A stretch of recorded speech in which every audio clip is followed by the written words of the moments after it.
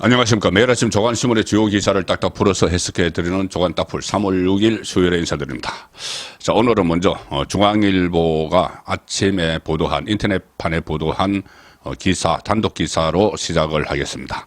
한동훈의 깜짝 프로젝트가 하나 있습니다. 자, 뭐냐면은, 자, 제목은 이겁니다. 적 알면 백전백성, 탈민주 10명, 체인지 벨트 띄운다. 이번 총선 앞두고 민주당에서 이재명에게 실망해서 이재명에게 배신당해서 국민의힘으로 전향을 한 사람들이 많이 있죠. 그중에서 10명이 지금 있다고 하는데 10명으로 따로 하나 그룹을 만들어서 기자회견도 하고 또 정책 발표도 한다고 합니다.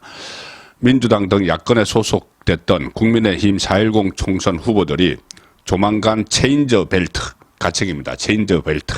라는 이름으로 공동선거운동에 나서는데, 체인저, 이것은 뭐 영어로 그렇게 되는데, 일종의, 투항한 사람들, 투항자, 전향자, 전향한 사람들이 별도로 부대를 만드는 거죠. 전향자 부대, 투항자 부대.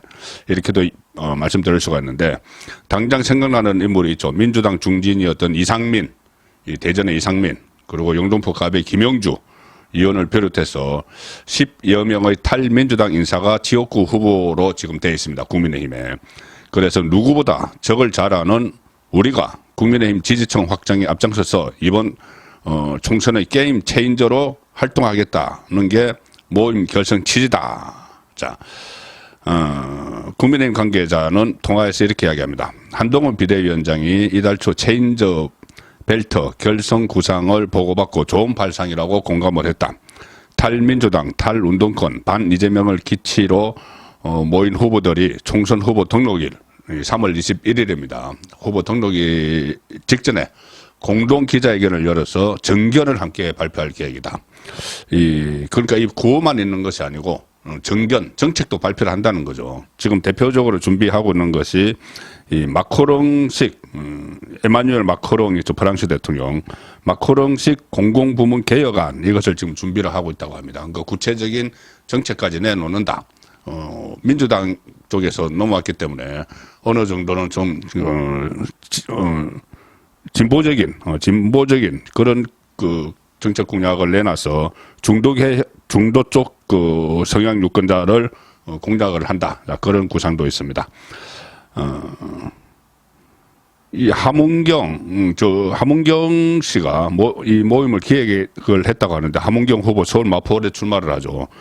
정청래와 맞붙습니다. 함은경 씨는 중앙일보 통화에서 이번 총선에서 가장 중요한 건 늘 1번을 찍던 사람들이 2번을 찍을 수 있게 하는 것이다. 이재명에 실망했지만 아직은 주저하는 마음, 그 심리적 허들을 넘을 수 있게끔 우리가 정책과 비전을 보여주겠다. 정책도 보여주겠다. 한 사람이 당적을 옮기면 탈당하고 배신이 되지만 10명 넘게 당을 옮겨서 새로운 가치를 도모한다면은 그건 개혁이고 변화다. 그렇게 이야기를 합니다. 자, 모임 참석자, 알만한 분들을 중심으로 말씀드리면은 함은경, 마포월에서 정청래와 붙습니다. 그리고 최원식, 인천 계양갑에 출마하는데 원래 민주당에서 국회의원을 했었죠. 그런데 최원식은 이재명의 이 사법연수원 동기인데 이재명을 의식화시킨 그 인물이라고 화제가 되고 있죠. 최원식, 인천 계양을 이재명 옆에 인천 계양갑에 배치가 되어 있습니다. 이른바 이 자객공천 영입 후보가 주축이 됐고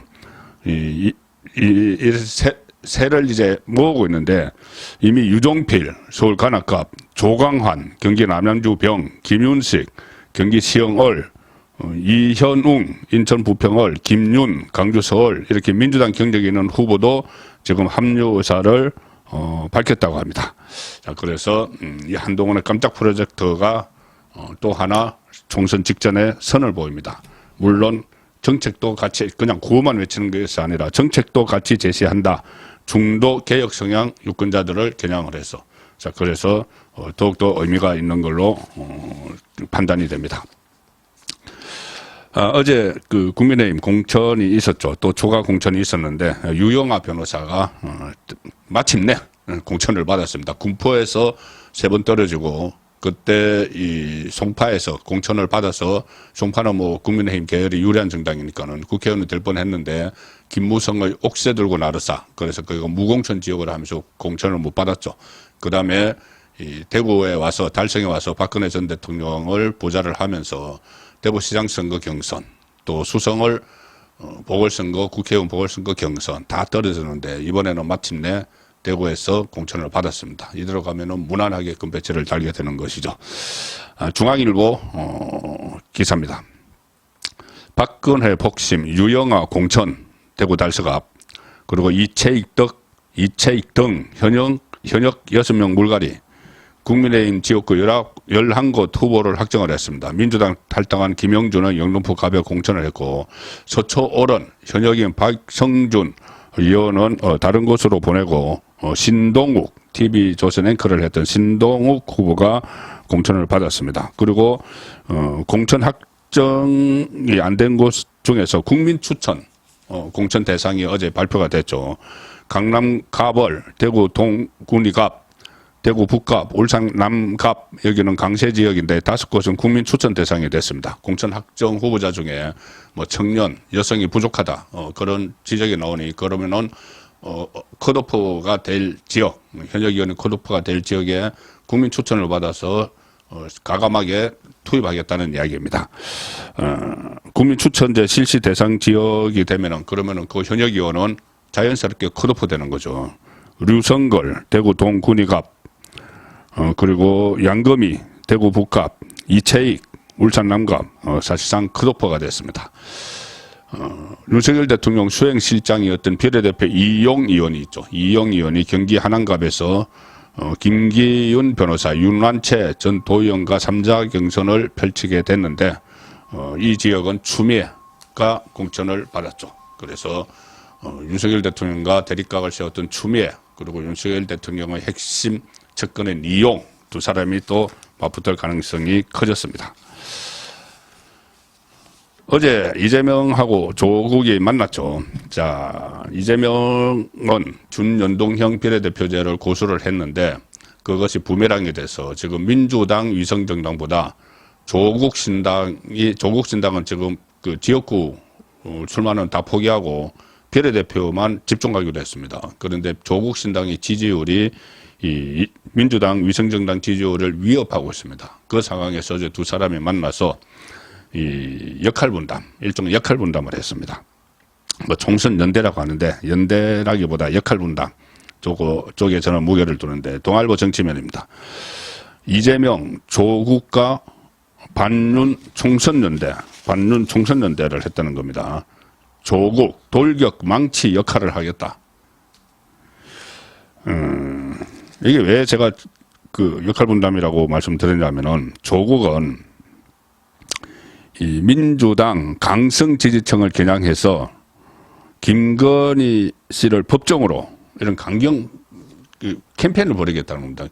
김건희 씨를 법정으로, 검찰 정권 조기 종식, 이런 캠페인을 벌이겠다. 그러니까 민주당은 중도층을 의식해서 하지 못하는 것을 자기들이 하겠다는 겁니다. 조국이 하겠다는 겁니다. 그냥 거의 뭐 악에 받쳐서 하는 거죠. 그러니까는 진흙탕 싸움을 자기들이 벌이겠다는 겁니다. 이전투가 하겠다는 것이죠. 그때 뭐 개싸움, 뭐 국민운동본부 이런 게 있었죠. 조국 수호 저 집회할 때 그 개싸움을 조국이 자기가 지금부터는 벌이겠다는 이야기입니다. 개싸움, 뭐 국민운동본부 이런 게 생각이 나네요. 조국을 위해서 그렇게 했던. 조국은 이렇게 이야기했습니다. 민주당이 의지는 있어도 조심해야 하는 캠페인을 담대하게 전개하겠다. 검찰 정권 조기 종식. 뭐 탄핵 이야기죠. 김건희 씨를 법정으로 이런 캠페인을 전개해서 범민주 진보 유권자들을 모두 투표장으로 나오게 하겠다. 그러니까는 강성 좌파 진영을 전부 다 투표장으로 나오게 하는 역할을 할 테니까, 이재명 너는 얌전하게 조용하게 그러니까는 이 중도층으로 들어갈 수 있는 그렇게 운동을 펼쳐라. 이 개싸움은 내가 하겠다. 그 이야기입니다. 그리고 그러면서도 조국 혁신당이 조국신당이 민주당의 비례대표형 유성정당 더불어민주연합에 합류하지 않고 정권 심판론을 부각하면서 협력관계를 유지하겠다 이런 이야기인데 조국은 또 비공개 회동에서 이렇게도 이야기했습니다. 민주당과 우리는 망치와 모루 같은 관계다. 모루는 이제 대장간에서 망치 칠 때 밑에 그 까는 받침 역할을 하는 그 쇠죠.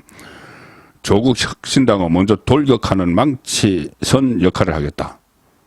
본진이 적선을 포위해서 승리한 것처럼 하객진 전술의 총사령관인 이 대표께서 잘 이끌어달라. 자, 이렇게 이 개싸움을 하겠다 선언을 했습니다. 조국 개싸움 선언. 자, 이게 국민에게 어떻게 비칠지 본인의 그 극성 지지층에게는 먹힐지 몰라도 국민에게 어떻게 먹힐지는 총선에서 판가름이 나겠죠. 자, 이 상황에서 이재명 지금 선대위원장으로 이해찬을 다시 끌어들이려고 한답니다. 동아일보 정치면 기사입니다. 민주당 선대위원장 이해찬 유력 당 일각 또 나서나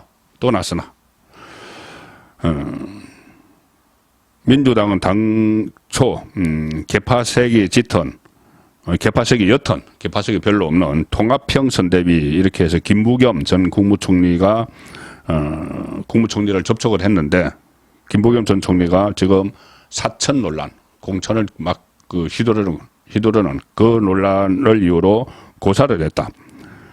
그래서 21대 총선을 비롯해 여러 선거를 이끌었던 그 이해찬이 자장 역할을 맡을 가능성이 크다. 2020년 8월에 당대표 임기를 마치고 나서 이재명 그 후견인 역할만 계속 했었죠. 그런데 최근에 이해찬이 이재명에게 임종석은 구제를 해달라 이렇게 부탁을 했는데 임종석을 컷오프시켜서 이해찬이 이재명과 멀어졌을 것이다. 그런 분석이 있었죠. 그런데 그것이 아닌 것이 임종석도 임종석이지만은 이해찬 괴로 불리는 이해찬 측근들이 이번에 대거 공천을 받았습니다. 이해찬은 마음이 풀렸다는 이야기죠. 누구냐? 조정식, 김태년, 윤호중, 김성환, 이해식 이런 사람들이 이해찬 괴로 꼽히는데 단수 공천을 모두 받아서 당내 영향력을 입증해줬다. 그래서 선대위원장 이렇게 또 물망이 다시 오릅니다. 그런데 당 일각에서는 공천 배제 뒤에 탈당을 고심하다가 당 잔류를 결정한 임종석 전 실장에게 선대위원장 자리를 맡겨야 한다는 의견도 나온다. 그런데 임종석이 선대위원장 맡으려면 또 문재인 허락도 필요하겠죠. 자, 문재인은 지금 어떤 생각을 하고 있는지 아직은 양산에서 여전히 어떤 궁리를 하고 있을 겁니다. 어떤 꿍꿍이 속은 있겠죠.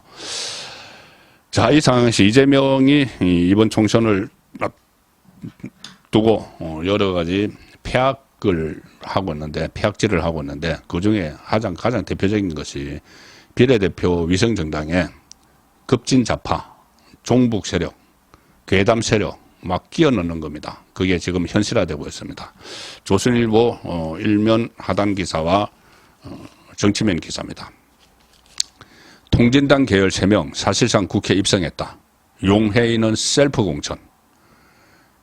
그리고 정치면 기사는 국법법 수배, 민노총 간부, 민주당 대표도 민중당은 통진당 후손입니다. 여기도 후신입니다. 비례 당선권에 들었다.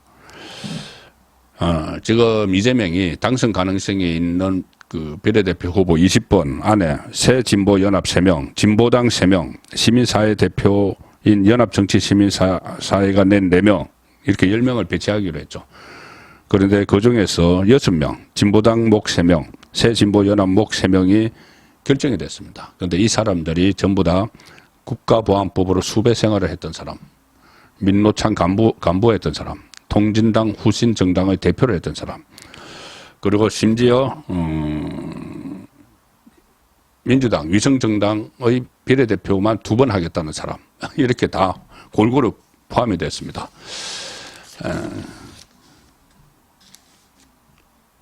이 야권 연대를 위해서 군소정당의 당선 안정권의 비례대표 순번을 약속을 하면서 자력으로 당선이 불가능한 통진당 계열, 이석기의 통진당 계열 사람들이 원내 입성이 현실화됐다. 민주당이 위성정당이라는 꼼수로 사실상 통진당 부활의 길을 터줬다. 자, 진보당 후보 확정된 세 사람. 장진숙 이 공동대표인데, 진보당 공동대표인데, 이 사람은 한 청년 대의원을 지냈고 국가보안법 위반 혐의로 수배를 받은 이력이 있다. 전종덕은 이 민노당 통진당 후보로 여러 차례 선거에 출마했고 경기 동부연합 출신인 민노총 양경수 위원장 지도부에서 사무총장을 지냈다. 민노총 사무총장. 그리고 그 수석 대변인 손솔, 여기도 지금 국회의원 배지를 달 가능성이 높아졌는데, 통진당 후신격인 민중당 공동대표를 지냈다.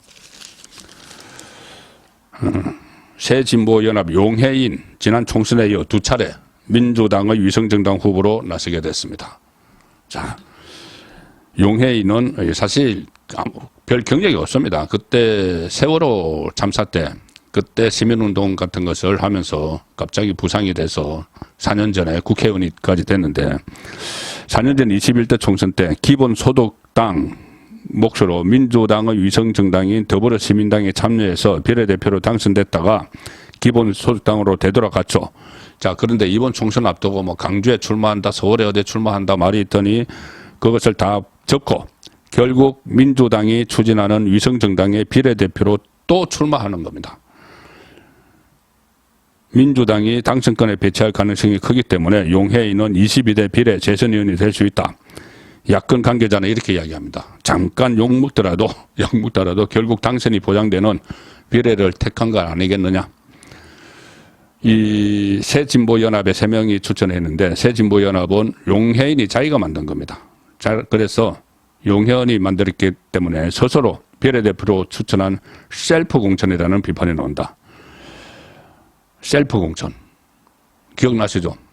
김종인이 민주당 그 비대위원장 하면서 셀프 공천해서 2번으로 이 국회의원 배치를 5번째, 전국 비례대표만 5번째 단 적이 있었죠. 조금 있다가 문재인하고 틀어져서 내놨지만은 셀프 공천. 그리고 그래서 이재명 대표 지지자들이 모인 재명인의 마을에도 이런 글이 올라와 있습니다. 용해인이 배지 한 번 더 달려고 친명 행세를 했다.